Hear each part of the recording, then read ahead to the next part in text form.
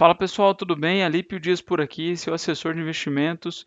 E saiu uma notícia aqui do dia 21 que eu acho que vale a pena eu compartilhar contigo, porque eu tenho feito vídeos sobre operações com commodities agrícolas na bolsa de valores, como que você pode iniciar, como que é feita uma operação com soja, milho, boi gordo. E essa notícia eu acho que é muito interessante compartilhar com vocês, porque muitas vezes a gente olha na internet, o pessoal operando mini índice, mini dólar, avaliando simplesmente a análise técnica, considerando apenas isso para fazer boas operações, né? Então, aqui isso é uma notícia fundamentalista que impactou demais o setor que eu vou compartilhar com vocês. Então, essa matéria aqui é do dia 21/2, saiu às 10h25 da manhã, publicada pela Júlia Afonso em São Paulo, no qual fala aqui, ó, Ministério da Agricultura investiga suspeita de doença da vaca louca no Brasil. Tá? A gente já teve isso algum tempo atrás, teve situação, se não me engano, foi no Mato Grosso, em que tivemos dois casos. E por que isso traz problemas? Porque pode embargar toda a carne que é exportada para a China, né? Que o Brasil é um dos maiores exportadores de carne bovina, produtores e exportadores. Então isso impacta toda uma cadeia do agronegócio e que inevitavelmente acaba impactando no nosso dia a dia, tá? Então, como corre esse risco de embargo, isso traz volatilidade para os preços. Já ocorreu lá atrás, depois isso percebeu que eram casos muito uniformes que fala, né? Não eram casos generalizados, eram apenas dois casos específicos e daí não tivemos problema. Mas esse assunto volta a estar nos noticiários, tá? Então, em fevereiro de 2023, agora, dia 21, o Ministério da Agricultura investiga um caso, colocou aqui um caso suspeito de vaca louca em um animal de 7 anos que estava em uma fazenda no Pará. Ao Estadão, o ministro Carlos Fávaro afirmou que um laboratório de Pernambuco e outro do Canadá estão analisando o caso e o resultado da análise deve sair até quarta-feira, dia 22. Então, sai até hoje que é o dia que eu estou gravando o vídeo. Ainda não vi o resultado da análise, tá? Mas eu quero só trazer aqui a notícia, né? A suspeita já foi submetida à análise laboratorial para confirmação ou não. A partir do resultado serão aplicadas imediatamente as ações cabíveis, né? Que o ministro da Agricultura disse que a Vigilância Sanitária no Pará rapidamente comunicou à sua pasta. Segundo ele, o animal não era de confinamento, foi abatido na fazenda e está isolada. Se confirmar, todos os procedimentos foram rigorosamente cumpridos. Estamos tranquilos com os procedimentos tomados. Tá? Então, essa notícia aqui que saiu, vamos ver se fala alguma coisa aqui em relação a mercado. Né? Aqui, ó, o ministro diz que enviou amostras para o Canadá. Se houver confirmação, aqui, ó, as exportações terão de ser suspensas para que sejam verificados todos os protocolos. Caso se confirme, a gente toma as providências de acordo com as regras estabelecidas. Aqui, ó, a EEB, que é encefalopatia espongiforme bovina, conhecida popularmente como vaca louca. Aqui fala, né, surto na Grã-Bretanha em 1990, a doença comete o cérebro do bovino, a enfermidade pode ser transmitida por meio de ingestão de carne contaminada e pode levar seres humanos à morte, é o que diz aqui a matéria, né? Por isso existe um controle sanitário muito rígido em relação a isso. Risco insignificante, o Brasil é considerado um território de risco insignificante para a ocorrência da doença da vaca louca, né? Nas últimas décadas o país registrou apenas alguns casos. Aqui, ó, foi o caso que eu falei no início do vídeo. Ó, os últimos casos de vaca louca registrados no Brasil ocorreram em 21, em Minas Gerais e no Mato Grosso. Na ocasião, os casos também foram atípicos, mas a China, maior comprador de carne do Brasil, suspendeu a compra de carne brasileira por 3 meses. Realmente, isso aqui gerou um problema sério. Né? Isso aqui aumentou muito o custo dos produtores rurais. Por isso, pessoal, que o produtor precisa trabalhar redeado, precisa fazer operações em paralelo na bolsa de valores ou em algum frigorífico para poder sair desse risco de oscilação de preço, tá? E como que o mercado se comportou diante dessa notícia, tá? Então, claro que eu vou trazer trazer para vocês primeiros aqui as ações.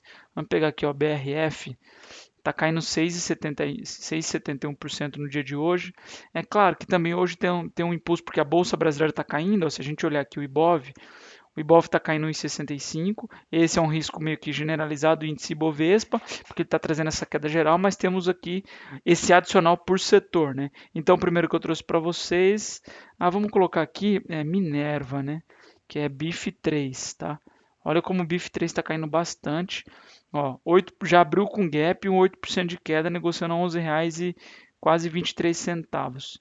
Se eu não me engano, ó, é, volta volta para um período forte aqui de suporte, né? Parece ter um suporte grande aqui. Não sou analista técnica para fazer essa análise, é apenas uma constatação, também não é uma recomendação, nada disso, tá? Então é para mostrar para vocês como é a volatilidade e como isso impacta nos mercados. Então BIF3 caindo 8,08, BRFS3 BRF caindo mais 6,56. Vamos pegar e ver aqui o JBSS também, caindo um pouco menos, 2,94. Mas também o papel, olha só onde está o papel, né? Então caiu bastante. Se a gente pegar aqui de abril de 2022 para cá, quase completando um ano, são 52% de queda já para o papel de JBS. E temos também Marfrig, né, MRFG3, caindo aqui também mais 4,86%. Também num patamar aqui que estava antes da pandemia, né? Então, mais ou menos por aqui, um pouco menos. Mas também está com uma queda no setor muito forte, né? Ó, mesma coisa de JBS, se a gente pegar de setembro para cá, já são 68% de queda em Marfrig. E como tem se comportado o mercado futuro, né? O contrato futuro é o BGI, o que está em vigência é o G23, e olha como que ele está negociando, pessoal. Olha como ele caiu forte.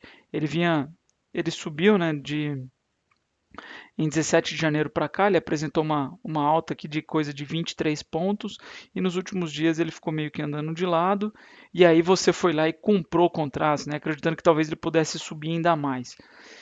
Ou você foi lá e comprou uma call também, pode ser, né? Tá? A depender da sua estratégia, não tem certo, não tem errado, tá? Se você simplesmente entrou na especulação, até agora deu errado. Se você entrou comprando call ou comprando contrato futuro, acreditando na alta do boi, deu errado. Vocês estão vendo que o preço caiu bastante, né? Agora, você pode ter feito isso porque você já vendeu seu plantel e acreditava que o preço poderia continuar subindo. Aí não tem problema nenhum, você fez uma operação paralela a uma operação física, tá? Agora, nesse caso, imagina uma pessoa que estava especulando, ela viu que o boi estava andando meio de lado, aí depois de uma análise técnica que às vezes aprendeu em algum lugar, tá tendo aqui de repente uma acumulação para ter uma outra pernada de alta forte aqui, né? E aí foi lá e comprou. Aí comprou por aqui nesse andar de lado, ganhou mais ou menos R$ 1 por arroba.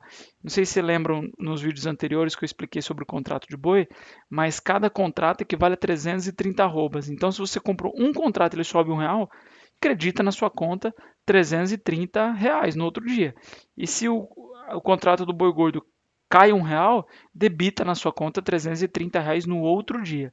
Nesse caso aqui, imagina que a pessoa estava ganhando R$ 1, né? Porque se a gente pegar em média aqui, ó, estava subindo R$ 1, um ponto e meio, né? Só que aqui no dia de hoje, vamos pegar dentro do dia, pegar um gráfico de 5 minutos. Eu não gosto de olhar em 5 minutos, gosto mais de olhar diário ou semanal. Mas vamos pegar no gráfico de 5 minutos, olha, já abriu com um gap muito forte. A gente olhar aqui, já abriu com um gap de 6 pontos, foi lá embaixo, fez mínima lá no 292, voltou para o ponto de abertura, novas mínimas e agora está aqui de lado. Se a gente pegar do preço anterior até agora, a gente tem 10,7 pontos, né? 10,7. Se a gente considerar, vamos arredondar, 11 pontos, aí um que a pessoa já estava comprado e perdeu, então foi 10 pontos de loss, né? Então 10 vezes 330, que ela perdeu R$ 10 por arroba, vezes 330, ela perdeu R$ 3.300 com apenas um contrato. Por isso, pessoal, tem que tomar muito cuidado. Imagina se a pessoa está com 3 contratos, ela perde R$ 10.000 assim, de maneira muito fácil. E fora que, a depender do tamanho do patrimônio dessa pessoa na corretora, a corretora pode ter estopado antes, tá? No meio do caminho aqui te estopou. Porque se você não tem margem suficiente, vamos dizer aqui, ó, abriu com esse gap e veio até aqui embaixo. Aqui você tem, sei lá, você tinha R$ 3.000 na conta. Nessa descida aqui, a corretora já te estopou, já te tirou da operação aqui, ó. Aí voltou a subir, aí você ficou bravo, né? Porque o preço subiu, voltou próximo ao preço de abertura. Você ficou bravo que a corretora tinha te tirado, mas depois, ó, o mercado te mostrou que tinha coisa muito pior por vir pela frente e caiu mais 5,84, né? Então agora está negociando a R$ 290. Lípio, pode ser então uma oportunidade de compra? Não sei. Não dá para dizer, não tem como saber e eu também não posso fazer isso, não sou analista de investimento.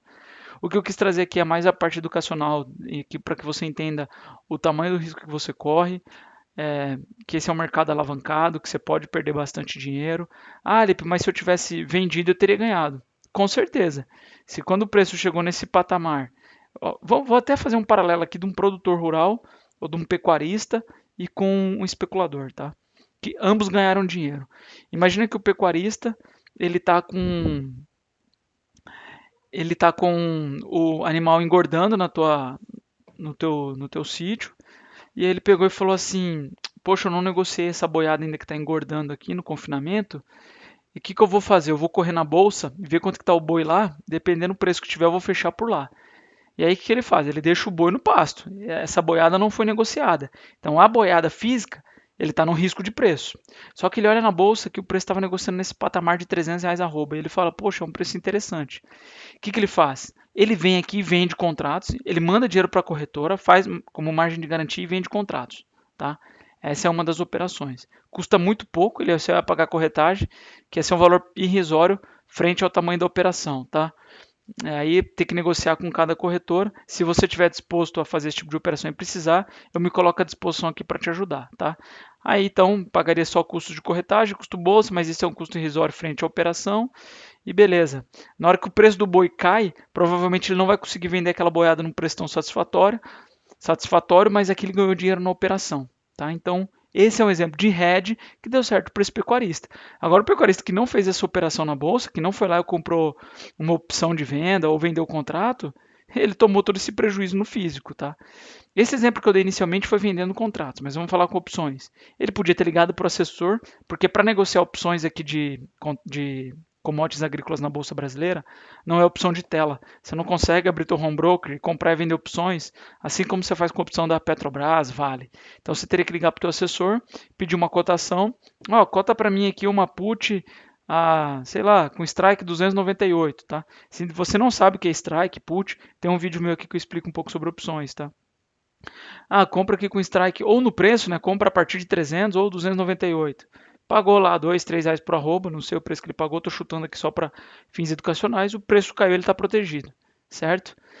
Agora, esse é um caso de um pecuarista, então, que se protegeu, que ele fez o hedge. Pode ser via opções ou pode ser via contrato futuro. E o outro caso aqui é de um especulador. Vamos pensar numa pessoa que estava especulando, que olhou o contrato, fez aquelas análises técnicas lá, olhou tudo, média, móvel, volume, enfim, chegou à conclusão que o mercado poderia cair daqui para frente. Eu não sei como que isso poderia ser concluído, já que foi uma informação fundamentalista poxa, não tem como prever que vai aparecer um caso de vaca louca lá no Pará. Então, mas enfim, a pessoa vendeu. A pessoa estava vendida aqui no R$ 300 e acompanhou até agora a queda nos 290. Ele pode agora estopar a operação e ter esse gain todo aqui, né, de quase 12 pontos aqui de queda. Eu sei que é difícil acertar, não tem como, né? Muita obra do acaso você está posicionado na venda e isso acontecer, mas eu quis trazer aqui informação para vocês verem o tamanho do risco de fazer essa operação. Não quero amedrontar ninguém, para o produtor é importante, esses contratos foram criados para isso, para que ele possa se proteger contra a variação de risco, contra a oscilação de preço, e para o especulador é uma ferramenta também interessante para você pegar e fazer suas operações de curtíssimo prazo e ter resultado. Ambos são importantes para o mercado. Então, fica aqui esse vídeo, tá bom? Se você quiser deixar alguma informação, um comentário, a tua experiência com o contrato futuro, se você já tem feito operações, o que você acha disso, ou se você prefere estar fora, me conta um pouco da tua experiência, tá bom? Deixe seu like, dislike, compartilhe com algum amigo pecuarista ou produtor rural, tá bom? Espero que você tenha gostado. Um grande abraço, até o próximo vídeo.